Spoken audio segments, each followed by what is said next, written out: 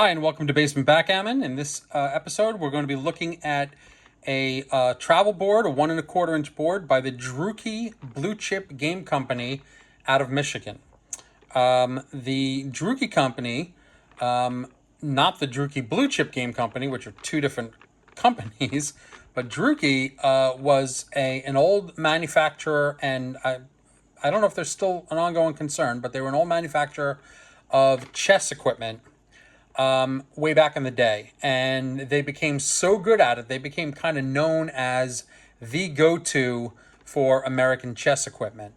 Old Dreuke sets of chessmen go for pretty good money with collectors, and they're a big name. At some point, the two sons of the founder had a falling out over the company, and one son stayed with Dreuke, and the other formed the Dreuke Blue Chip Game Company and moved into backgammon equipment. Now, Dreuke also moved into backgammon in the 70s, around the same time as the Dreuke Blue Chip Game Company, and they both put out sets under their own specific brand names. So you will see sets from Dreuke and Dreuke Blue Chip Game Company, but the Dreuke Blue Chip Game Company sets tend to be better branded in the sense that there's a marking on them, which I'll show you. It's in the case that usually stays in the case, even though it wasn't very well affixed. So you'll be able to figure out which one is which. These boards are decently constructed, but not great. I don't love the construction here. We got a wood grain. I don't know if it's a real wood or not. It doesn't feel real. It feels like some sort of imitation grain. We do have some joints at the corners to reinforce them. That's a positive. We have this vinyl handle, very 70s, right? This vinyl handle inside the hardware that's holding it in, that's screwed into the case. And then the thing that really pisses me off about this is you have these cheap as F closures, where, I mean, they could not have spent less money on this closure. You pick this up, and it's just this little piece of wire that hangs over this little corner here, and that's what's supposed to keep this thing closed. Now, it's a fairly light case, and these things do work, and look, 50 years later, they're still working, so I guess I can't complain, but they're not attractive. They look terrible. They're just, I don't like them. I just don't like them. But let's open it up and you can see what it looks like. This is what a Dreuke Blue Chip Game Company board from this time period. I believe this model is called the Aristocrat. This is what it looks like. It has a piece of cork in it. The cork does not have padding underneath it. And it's not particularly well glued in. It's not terrible. It's better than the Cardinal board that it's glued in, and they've cut it well so that the points go all the way to the bumper. But everything is wood. There is no padding whatsoever around the bumpers, so it's quite noisy. Now, this spot right here is where this label would go normally.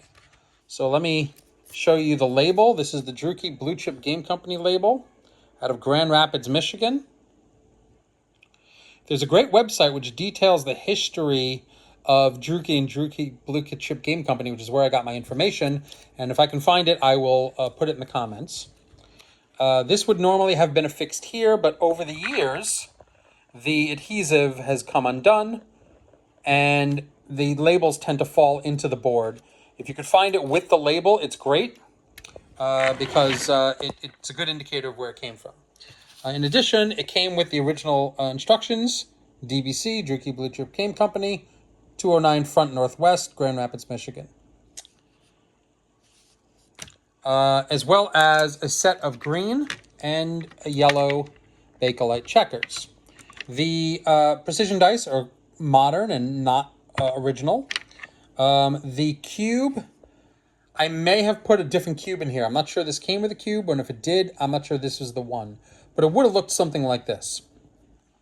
Just a standard 3/4 inch small cube that fits into this space here with some with some dice, which I'm guessing that the dice they gave you in the 70s were not precision. They were probably some sort of smaller, regular standard dice. These are the original cups, however. This side, you can see, has the bottom piece. But this side, the bottom piece has fallen off. Again, cheap adhesive over 50 years. There is a small triplet in here, down there. A little bit of padding, very 1970s felt. You know, workaday cups, no big deal. Let's bring out the checkers so you can see what they look like on the board.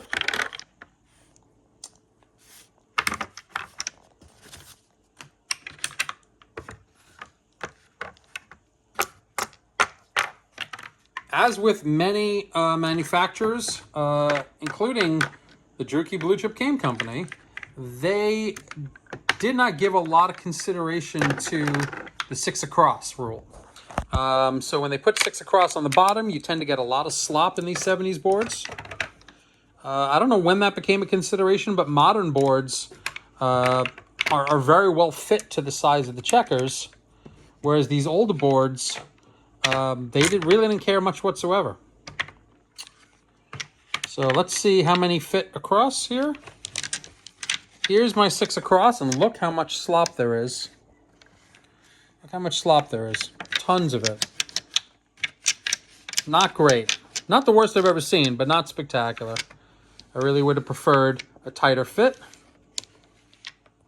For some reason, they didn't do it. And then going across, you've got your standard 11 and change across. So here's 11 and some room. Let's roll some dice so you can hear how it sounds. Whoop. Try that again with my other hand. You can hear the dice hitting the wood. And that is an attractive part of these boards, is that it's got the wood frame.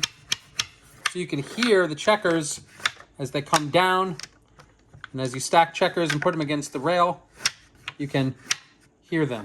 As the dice roll against the rail, you can hear it hit the rail with a satisfying click.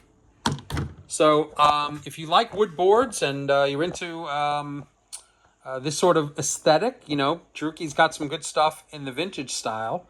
I don't love this board myself, but I keep it for collecting purposes. I don't play with it much because I got other travel boards I prefer to play with. But it is an interesting example, and Dreuke did a whole line of these wood boards back in the 70s. There's a catalog online too. I believe it's on Albert Stegg's site, the Dreuke catalog. Anyway, take care. I hope you enjoy this. Bye-bye.